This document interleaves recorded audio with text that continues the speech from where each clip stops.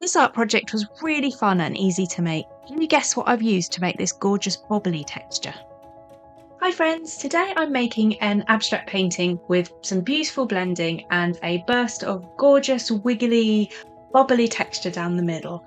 I really hope you like it and you want to give it a go yourself. Today I'm going to be working on a 50 by 60 centimetre canvas, and here are the paints I'm going to be using. I've got some Payne's Grey, some Farlow Prussian Blue, and then by Deco Art I've got Rich Espresso and Ice Blue. And for the texture I'm going to be using a light modelling paste, and for the bubbles I will show you what I use for that in a little while. So to start I'm going to be blending the 3 different blues across one half of the canvas. I've out blobs of each colour and then sprayed them with a little bit of water just to help with the blending process. And to get a really smooth blend, it takes quite a lot of hard work actually. You've got to continually work the colours together over and over with your brush and just keep going until that blend is really nice and smooth.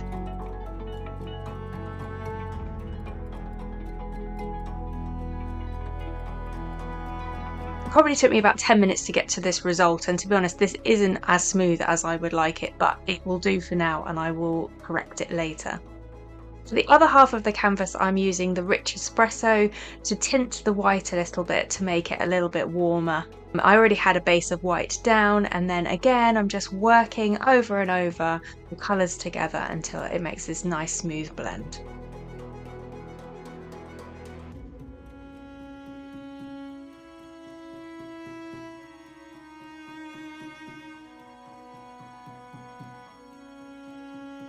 This is a technique that I like to use to give it a little bit more interest. The blue is almost dry. I spray a little bit of water on the top and then wipe away the surface of the paint, and it gives this lovely bubbly look to it. So that's dry, and now onto the texture, and just using a light modelling paste for this and mapping it out to start with this lovely big trowel just to get loads on there. And then I will use my palette knife to sort of refine the shapes a bit more and make sure I'm really happy with my composition and that it's looking how I want it to look. These trowels are great for bigger paintings because palette knives don't tend to come up big enough to really make those big shapes that you want with your texture paste.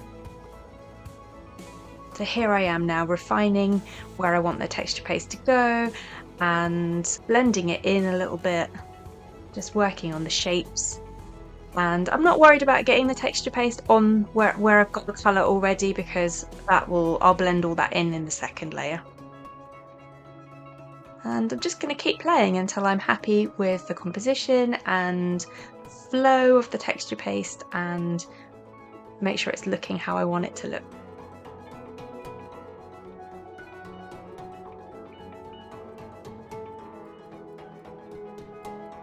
Just be really playful at this stage.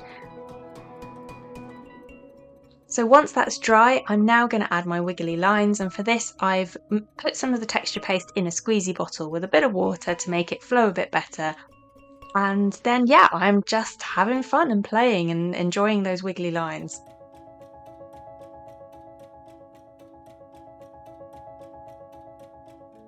And I'm using it again to add some dots.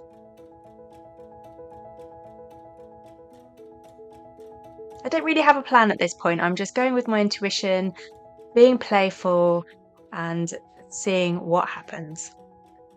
So here is the secret ingredient. These are tiny little polystyrene balls that come from a bean bag, and you don't need many. I've just nicked them from my son's bean bag, and I'm adding them to the wet texture paste, just dropping them on and seeing where they fall.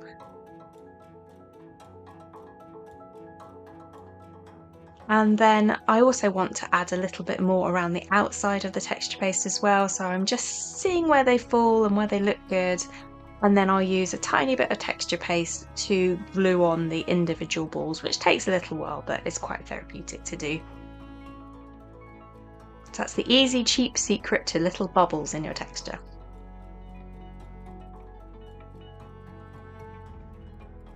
So here it is at this stage. I'm going to leave that to thoroughly dry before I add my next layer of colour. So just to even out all the blending, I've got some of my Prussian phthalo blue. I've mixed it with a bit of water to make a sort of glaze, and I'm going over the whole thing just to even out the surface. And also I want to add some of the texture into it so that it blends into the second colour. Because it's quite a thin paint over the top of the white texture, it makes another colour kind of stands out against the background.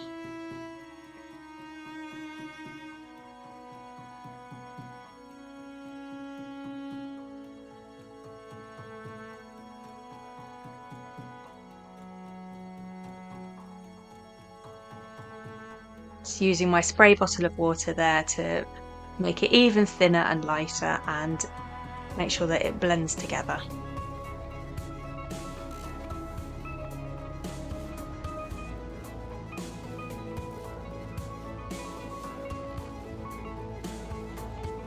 And now adding some drips and splashes to give it even more interest on that side.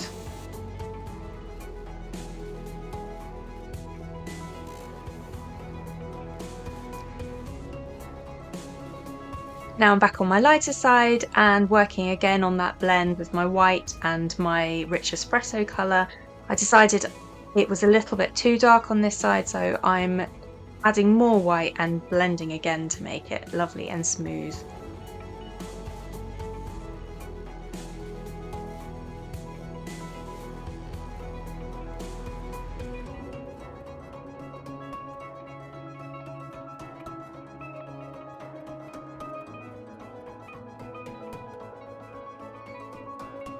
Now I'm starting to add more of the rich espresso with a little bit of white into the blue while the blue's still wet and blending it all together.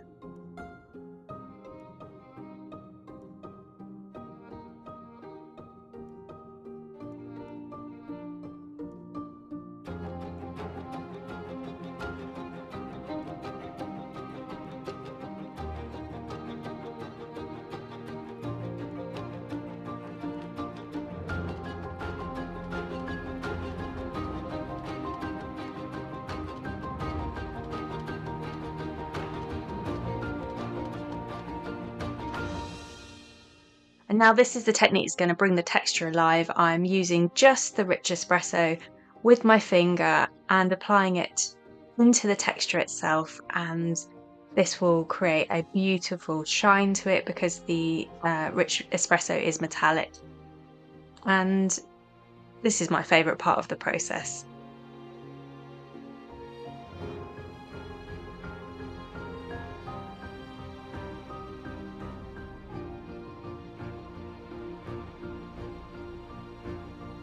You can really add as much or as little of these metallic highlights as you like. You could really go to town and do the whole thing in the rich espresso gold, or keep it quite subtle.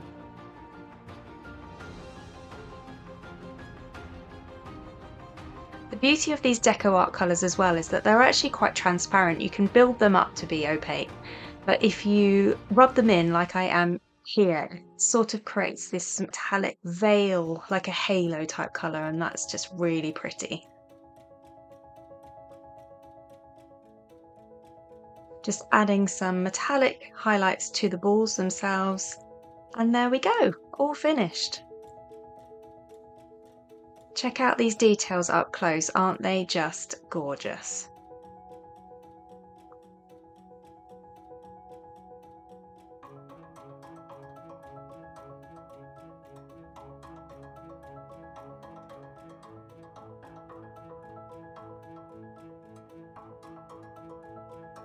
Hope you've enjoyed this video and love the outcome as much as I do.